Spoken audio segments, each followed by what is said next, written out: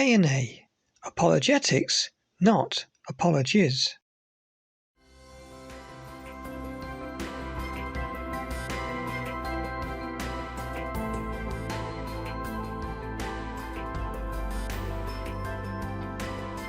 Hello and welcome to Apologetics, not apologies, a short series of films which asks and answers the questions posed by the AnA books.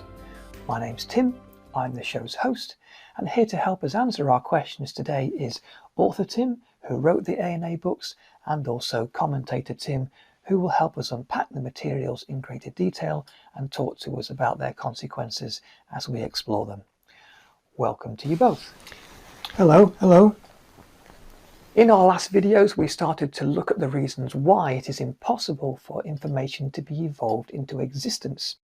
Our first video said that life is subject to three things: the laws of physics, mathematics, and information theory.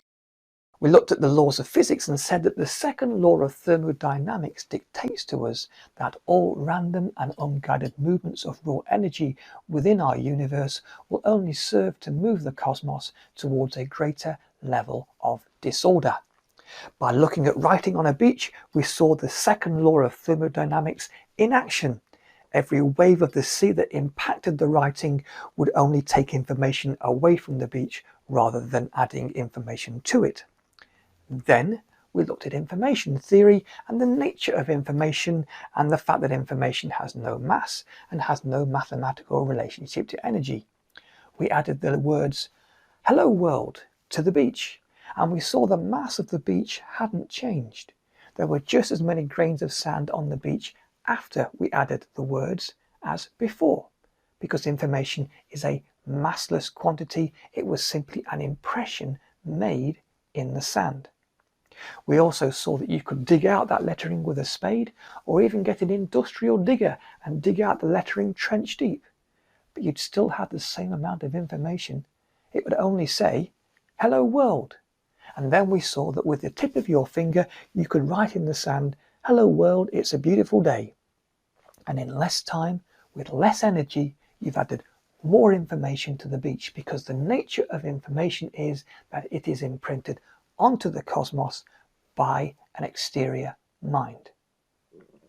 In our second video, we looked at the structure of information and saw that it is made up of data and code. We saw that data is an attempt to capture something in symbolic format. Also, for data to exist, a language has to be present through which the data is expressed. We also saw that code is a script written in the language of data, which once processed enabled work to be done. We saw that code is always written with intent, as the processing of the code enables the work to be done that was in the mind of the code writer. All these things tell us that information always traces itself back to a thinking mind. So, let's find out what this video is going to be about. Today's topic is the context of information. So, in this video we're going to continue with information theory, and we're going to look at the double context of information. We're also going to see how this third aspect of information also dictates that information always traces its origins back to a thinking mind. So, author Tim, why is there a double context to information? There is a double context to information for the following reasons. First, the environment that processes the code has to be intelligently pre-prepared, that is, made ready so that it can take hold of the code, process it, and release its information. Second, wherever you see information in the world, a question has been asked and an answer provided as the code is processed. Okay, so how are we going to ground these definitions? What can we do to make it clear? Let's start by understanding that the processing of information requires multiple components that all have to work together to get the processing job done. The environment, therefore, is even more complex than the code. In order for us to understand this, we need to have a knowledge of the cell. Okay, time for a short video to make this point. Take a look at this. All living things are made from cells.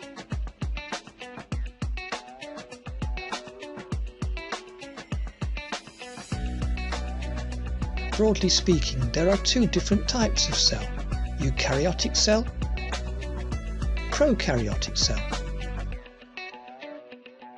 Both have a cell membrane which defines the boundaries of the cell and keeps its contents safe from outside influences. Both contain cytoplasm, which is a jelly-like substance within which all of the cell's contents are submerged. Both contain DNA, which is the genetic code which forms the heart of the cell's information system. Prokaryotic cells are typically single-celled organisms such as bacteria. Even though prokaryotic cells have less components within them when compared to eukaryotic cells, the DNA within them is still massively complex. Eukaryotic cells make up most of the rest of life, e.g. sea creatures, plants, insects, birds, reptiles, mammals, and of course, us. Eukaryotic cells have organelles, which means mini-organ, and all of these organs are required to work together for the cell to function and survive. Here's a quick overview of a human eukaryotic cell. Cell membrane, cytoplasm, mitochondria powers the cell, smooth endoplasmic reticulum, rough endoplasmic reticulum, lysosome, nucleus houses the genetic material within the cell, nucleolus produces ribosomes for use within the cell, and ribosomes. There is no step-by-step evolutionary route for this cell to self-evolve into its current state of interdependent complexity. However, the most important thing to note about this cell is its information database, DNA, and how it processes that information. To understand this, we have to go inside the cell's information center, the nucleus.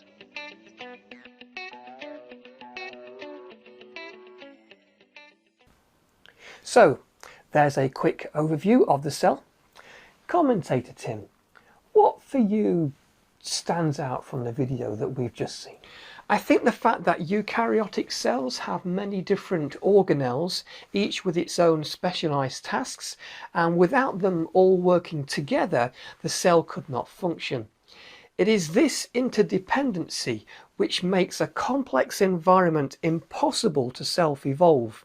Only a designer puts together an environment that has multiple working parts, where each part's identity and role only makes sense within the context of the other group members. Yes, and I have to add to that there is no such thing as a simple cell. It just doesn't exist. When I was a child at school, we were taught about the first simple cell that had evolved itself into existence. There are no examples of simple cells in nature. The DNA within all cells is massively complex. Well, they are really great points, and we will look at why code does not evolve in a later show. Author Tim, in your introductory talk, you also mentioned the DNA code that resides within the cell and how this code is processed. Yes, I did, and it's this feature of the cell which shouts the loudest that there is a super intelligence behind life. Once you understand how the code in the cell works, then you clearly see how the processing of information always points itself back to a thinking mind. Well, let's take a look at another video to illustrate this. Let's look at DNA and how it is used in the cell. The nucleus is not located at the centre of the cell, but it is the centre of the cell's information system.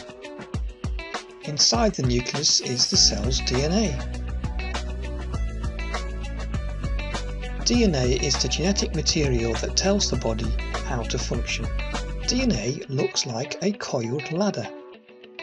Just as a ladder has rungs that a person uses to climb up, so too DNA has what looks like rungs of material that join its two sides.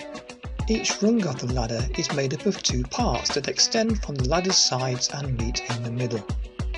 The two sides of each rung are called bases. Each base is a strand of material. Their names are adenine, cytosine, guanine, thymine.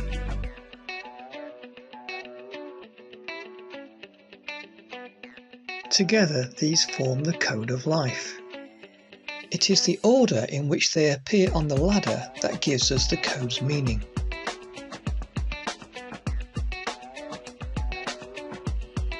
Just as someone will type a line of code on a computer, which you can read if you know how to interpret the computer language, so too you can look along the line of the DNA and read the code that's imprinted there. The placement of each base, therefore, is important as it specifically carries meaning within the context of the other code letters that surround it. Each string of DNA code that is housed in the nucleus is broken down into sections called genes. Each coded gene on the DNA string is used to make a working body component called a protein. Proteins do the majority of work within the body. Here's a simplified illustration showing how a protein is created.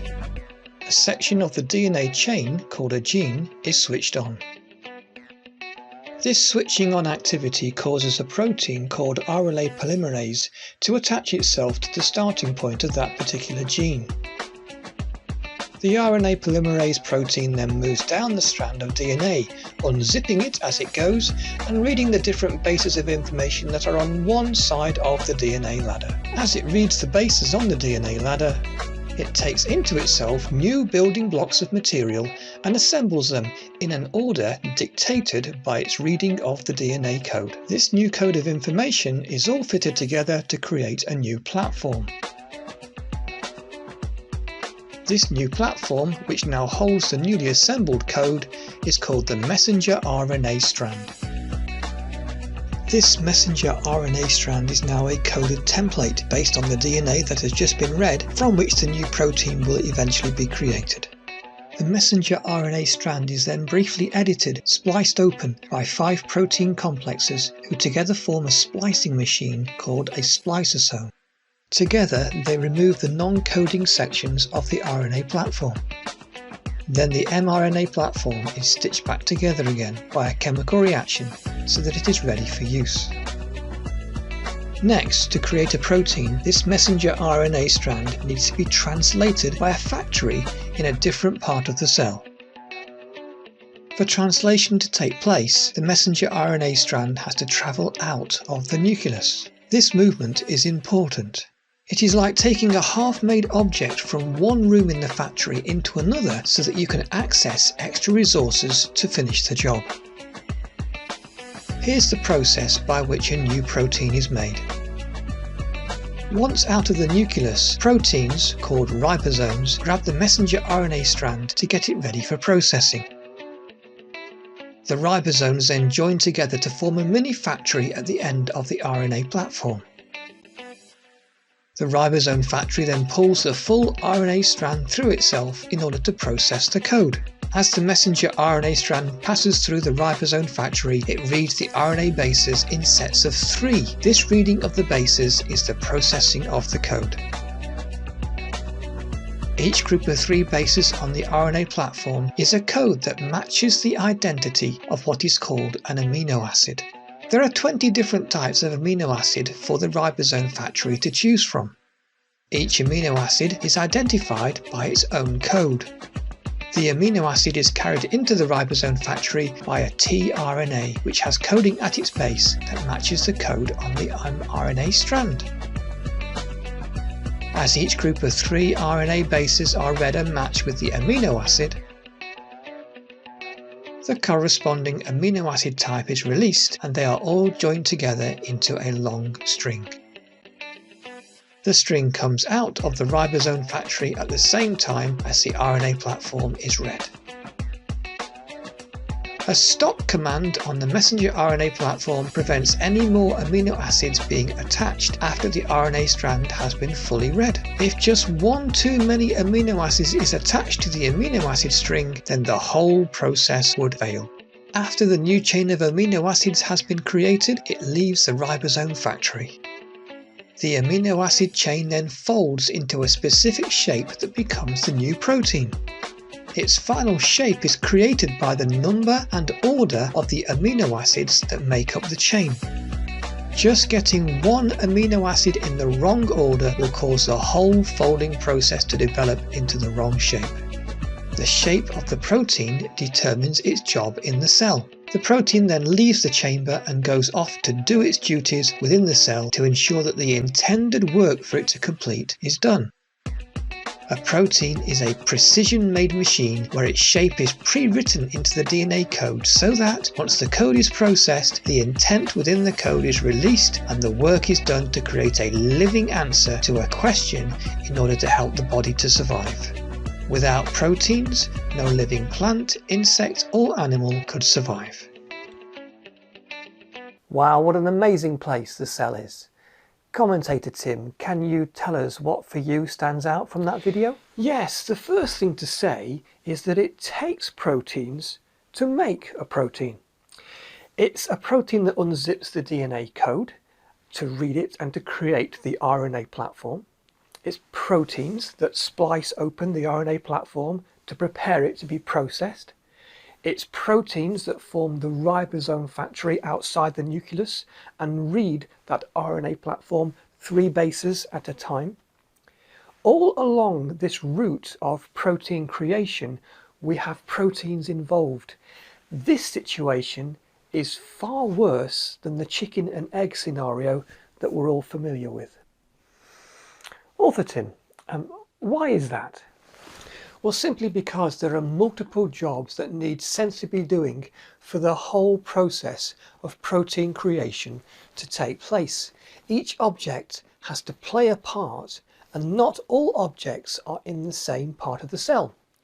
The RNA platform not only needs creating, but it needs transporting in order for all of the resources to be accessed that need to be used to create the protein.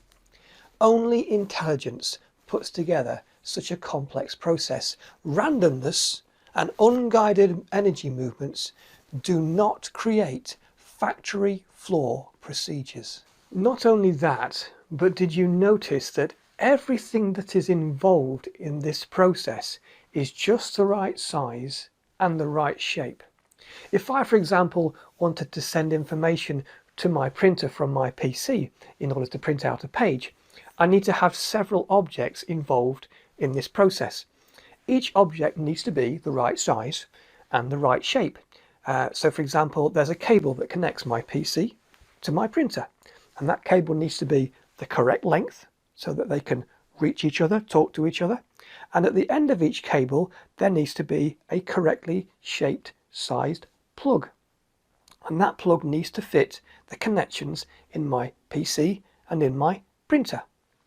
Without this match taking place, there is no sensible communication with the printer.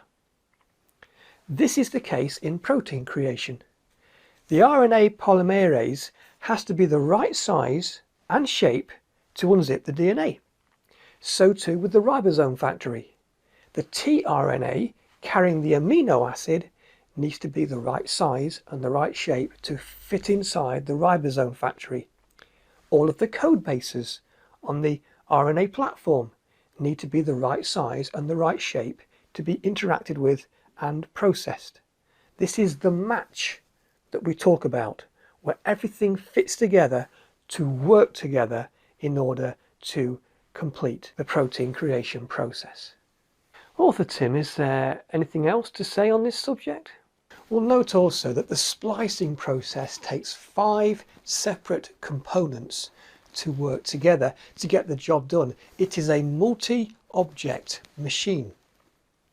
And even though our animation only showed one splicing process taking place, there can be many splicing procedures that need doing on a single strand of RNA to get it ready to be processed by the ribosome factory. Also note that there are start and stop commands built into the RNA platform code. Without these commands in place, the ribosome factory will not start or stop the processing of the code. Any programmer knows that you have to have start and stop commands to run scripts of information. These are put there by intelligence. Randomness does not create these things. Wow. Commentator Tim, is there anything else that you want to add to what's been said? Yes, one final thing. It was said in the video that if you get even one too many amino acids in that amino acid string, or if you get one amino acid out of place, then the whole process fails. This is because each type of amino acid is a different and unique shape. And as each type of amino acid along that chain touches each other, then it's their interaction of how they physically touch that will cause the shape to fold into place. And if you therefore get just one wrong along that line, then the whole folding process will fail and the protein will not be the correct shape and will not be able to do its job. The average amino acid string is 30 amino acids long. However, there are some proteins that are so complex that they have over 2,000 amino acids in that long string. On all occasions, every single amino acid has to be the right shape and in the right place to cause the right folds to take place. It's like having a very long set of origami instructions where you don't quite know what the final outcome is until the last few folds take place. That's how amazing this process is. However, even more amazing is the fact that the identity of the protein is pre-written into the DNA string.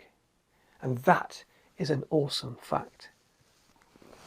Well, yes, and don't forget that just getting the DNA code correct in the first place is completely impossible for randomness to achieve. Every 3 bases in the code is the name of a particular type of amino acid. So the coding has to be correct even before we start the different processes of unzipping and splicing, etc.